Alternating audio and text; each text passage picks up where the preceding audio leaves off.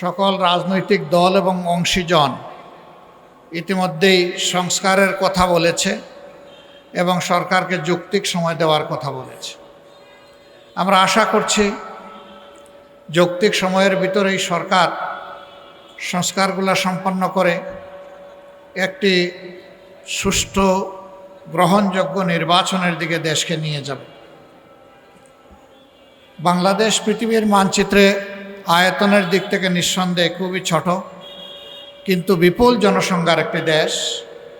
এটাকে বিশ্বের সপ্তম বা অষ্টম জনবহুল দেশ ধরা হয়ে থাকে, আর জনঘনত্বের দিক থেকে বিশ্বের 1 নম্বর দেশ।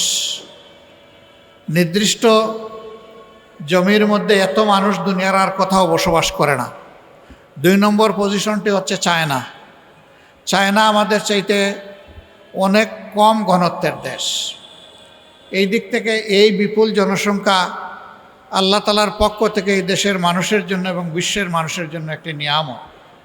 যদি আমরা জনসংখ্যাকে জনশক্তিতে পরিণত করতে পারি, যদি প্রত্যেকটা প্রাপ্তবয়স্ক নরনারীর হাতকে দেশ গড়ার, সমাজ গড়ার কারিগরের হাত হিসাবে আমরা তৈরি করতে পারি।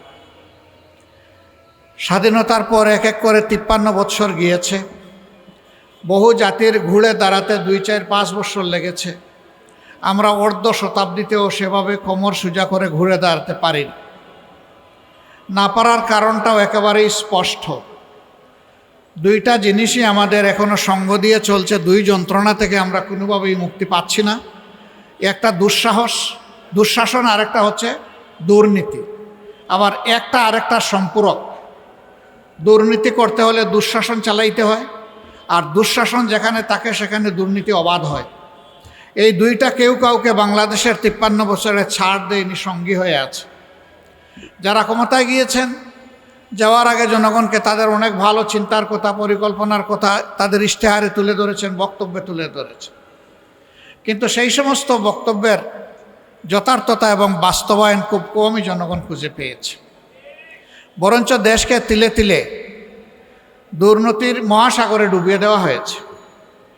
বিগত সরকারের সময় এটা ভয়াবহ রূপ ধারণ করেছিল, যার করাল গ্রাসে গোটা বাংলাদেশ, আর জনগণ হয়েছিল সবাই তার ক্ষতির শিকার। যার কারণে জুলাই মাসের 1 তারিখ থেকে 36 জুলাই বোঝা হয় যেটাকে, অর্থাৎ 5ই আগস্ট পর্যন্ত এদেশের আপামর জনগণ, শিশু, নারী পুরুষ, আবাল বৃদ্ধ বনিতা সকলে রাস্তায় নেমে এসেছিল। কারণ সবাই ছিল ভুক্তভোগী, সবাই ছিল মজলুম, মুষ্টিমেয় কিছু মানুষ ছাড়া। যারা আপামর জনগণকে কষ্ট দিয়েছে, নির্যাতন করেছে, জুলুম করেছে, খুন করেছে, গুম করেছে, সম্পদ লুণ্ঠন করে নিজেদের কপাল গড়েছে, বিদেশের মাটিতে পাচার করেছে এবং মানুষকে জেল জুলুম অত্যাচারে একদম জর্জরিত করে তুলেছিল। অসংখ্য মানুষকে শুধু খুন করে নাই, তারা অসংখ্য মানুষকে জীবনের তরে পঙ্গুও করে দিয়েছে। এমনকি ক্ষমতার শেষ দিন পর্যন্ত তারা এই কাজটা করেই গিয়েছেন। যে কোনো মূল্যে গদি তাদের থাকতেই হবে, জনগণ মরুক কিংবা বাঁচুক। সরকার তো জনগণের জন্য, কিন্তু তাদের থিওরি ছিল সরকারের জন্য জনগণ। সরকার ঠিক থাকলে দেশ ঠিক আছে, জনগণ ঠিক আছে, সরকার নাই, কিছুর দরকার নাই। এরকম একটা বেপরোয়া ভাব তাদের মধ্যে ছিল, যার কারণে তাদের বিদায়টা সম্মানজনক হয়নি। রাজনীতিতে এরকম অসম্মানজনক বিদায় দুনিয়ায় খুব কমই হয়েছে, কিন্তু যেখানে হয়েছে তারা কিন্তু আর ফিরে আসতে পারেনি।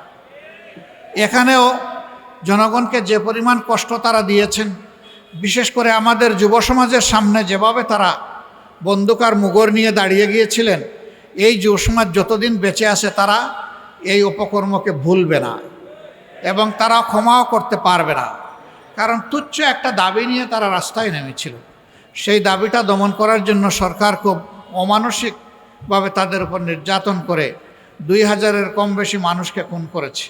তাদের সকলেই ছাত্র না, তাদের মধ্যে শ্রমিক আছে, ক্ষুদ্র দোকানদার, ব্যবসায়ী আছে, সাধারণ মানুষ আছে, বিভিন্ন মানুষ এখানে ক্ষতিগ্রস্ত হয়েছে, এমনকি কুলের শিশু রিয়াও আছে।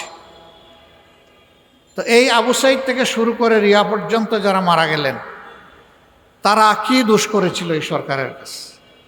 এমনকি এতটা তারা কঠিন হয়ে উঠলেন, সে যে শুধু জমিনের বাহিনীগুলোকেই নয়, আকাশে বাহিনী পাঠিয়ে আকাশ থেকেও গুলি করে তারা মানুষ খুন করলেন। এটাকে আসলে একটা যুদ্ধ চলছিল? তাহলে যুদ্ধ হলে কার বিরুদ্ধে? যদি এটা যুদ্ধ না হয় তাহলে আকাশপথে এই হামলা কেন? জমিনেই বা জনগণের ট্যাক্সের টাকা দিয়ে কিনা পয়সার অস্ত্র আর বুলেট জনগণের বুকে কেন? তাহলে তারা এটাকে যুদ্ধ হিসাবেই নিয়েছিলেন, ক্ষমতায় টিকে থাকার যুদ্ধ। তো যে দল জনগণের বিরুদ্ধে যুদ্ধ করেছে সেই দল ঠিক করুক যে আদৌ বাংলাদেশে তারা কোনো রাজনীতি করার অধিকার রাখে কি না। আমার সম্মানিত ভাইয়েরা, আওয়ামী লীগ ব্যাংক বিমা সব কিছুকেই ক্ষতিগ্রস্ত করেছে, কোনোটা ডাকাতি করে শেষ করে দিয়েছে এবং এই টাকাগুলো তারা ভাগ বাটোয়ারা করে নিয়েছে। এখন সেই খনির টাকার আলামতগুলো দুনিয়ার বিভিন্ন জায়গায় বের হয়ে আসছে। এমনকি ব্রিটেনের মতো জায়গায় সেখানেও তৎকালীন প্রধানমন্ত্রীর পরিবারের ঘনিষ্ঠজন তিনি দুর্নীতির দায়ে এখন তার দুর্নীতির তদন্ত চলছে এবং ইতিমধ্যেই তার অনেক অসঙ্গতি উঠে এসেছে।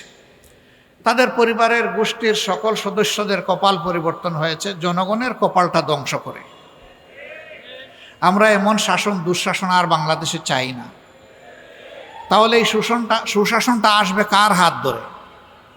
সুশাসনটা আসবে ওই মানুষগুলার অথবা দলসমূহের হাত ধরে যারা ব্যক্তিগত জীবনে পরিচ্ছন্ন থাকার চেষ্টা করে, যারা নিজেরা অন্যায় অপরাধের সাথে সামাজিকভাবে সম্পৃক্ত হয় না, যারা মানুষের কাছ থেকে চাঁদাবাজি করে না, যারা ফুটপাত থেকে শুরু করে বিভিন্ন এটা সেইটা সবগুলার দখল জোর করে নেয় না এবং জনজীবনের উপর অভিশাপ চাপিয়ে দেয় না, যারা মামলা বাণিজ্যও করে না, হ্যাঁ নিজে আক্রান্ত হলে ক্ষতিগ্রস্ত হলে সত্যের তথ্যের ভিত্তিতে তারা মামলা করার অধিকার রাখে এবং প্রত্যেকটা মানুষের সেই নাগরিক অধিকার আছে।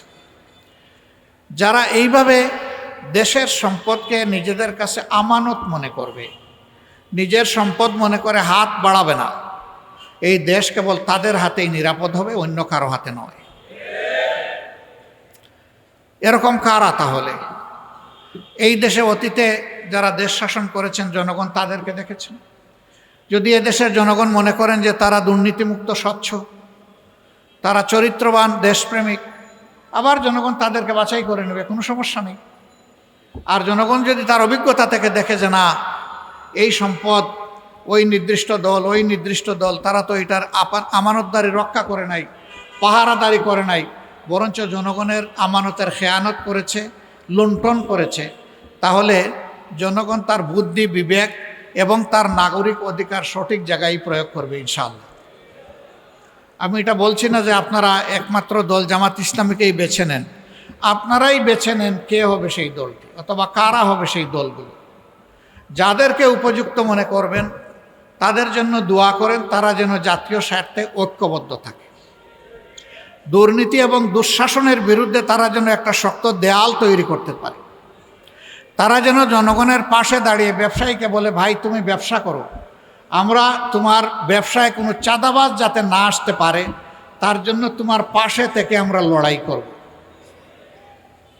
একজন কৃষক সে যেন মাঠে ফসল ফলাতে গিয়ে এটুকু নিরাপত্তা অনুভব করে যে আমি আমার দেশকে আমার সমস্ত সামর্থ্য উজাড় করে দেব, দেশ যেন আমার পাশে থাকে, সরকার যেন আমার বিপদে আমাকে সাহায্য করে, আমাকে যেন রাস্তা দেখায়, আমার উৎপাদনের জন্য সরকারও অংশীদার হয়।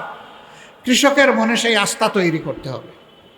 একজন শ্রমিক যখন কাজ করবেন তখন তিনিও যেন তার শ্রমের ন্যায্য প্রাপ্তিটা বা মূল্যটা সঠিক মতো পান, এটা নিয়ে যেন কোনো টাল বাহানা করা না হয়।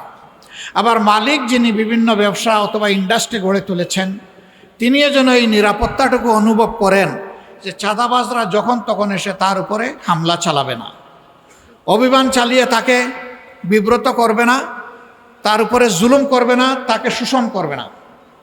এবং তিনি যেন মনে করেন যে আমার শ্রমিকদের হাত মেধা যদি ঠিক থাকে তাহলে আমার কলকারখানা ঠিকমতো চলবে। যদি আমার শ্রমিকরা সন্তুষ্ট না হয়, তাদের ন্যায্য পাওনা আমি তাদেরকে না দেই, আমি যদি তাদের ক্ষতি করি, ঠকিয়ে নেই, তাহলে আমি ঠকাবো এবং আমার এই ব্যবসাও ধ্বংস হবে, আমার ইন্ডাস্ট্রি ধ্বংস হবে। অতএব মালিক শ্রমিকের মাঝে এইখানে বোঝাপড়া থাকতে হবে, আন্ডারস্ট্যান্ডিং থাকতে হবে ন্যায্যতার ভিত্তিতে। এমন একটা জাস্ট সোসাইটি বা এমন একটা সুবিচারপূর্ণ সমাজ আমরা দেখতে চাই। আমাদের সন্তানেরা শেষ পর্যন্ত একটাই স্লোগান দিয়েছে, উই ওয়ান্ট জাস্টিস। আমরা সমাজের সকল ক্ষেত্রে ন্যায় বিচার চাই, সামাজিক ন্যায় বিচার আমরা দেখতে চাই, কোনো বৈষম্য চাই না। পরবর্তী পর্যায়ে তারা তাদের একটা ব্যানারেরও নাম দিয়েছে বৈষম্য বিরোধী ছাত্র আন্দোলন।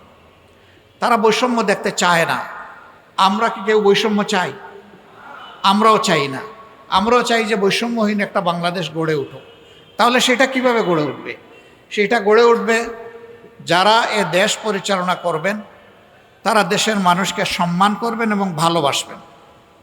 এই কারণে যে মানুষ তাদেরকে বিরল সম্মান দিয়ে বাংলাদেশ পরিচালনার ফ্ল্যাগটা তাদের হাতে তুলে দিয়েছে। সুতরাং তারা মানুষকে অবশ্যই সম্মান করবেন, ইলেকশনের সময় যেমন, ইলেকশনের পরে 5 বছরও তেমন। তারা ফিল করবেন এই মানুষগুলো আমার মতো মানুষকে বা আমার দলের মতো দলকে বাছাই করে নিয়েছে। সুতরাং এই মানুষগুলোর কাছে আমি ঋণী, আমি কৃতজ্ঞ, আমি দায়বদ্ধ। অতএব বাংলাদেশের মানুষ আমার কাছে তারা অত্যন্ত মূল্যবান, মর্যাদার সম্পদ, জাতীয় সম্পদ। এ কথা মনে করে যারা দেশ চালাবে তারা দেশকে ভালো কিছু দিতে পারবে।